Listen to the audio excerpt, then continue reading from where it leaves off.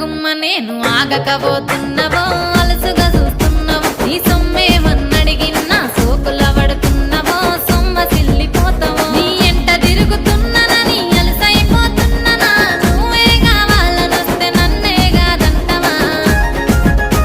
ఓ పిల్లగా ఓ పిల్లగా యహో పిల్లగా ఎంకటేశు చూడకపోతుంటవో కానకపోతుంటవో నా పిల్లగా ఎంకటేశు చూడకపోతుంటవో కానకపోతుంటవో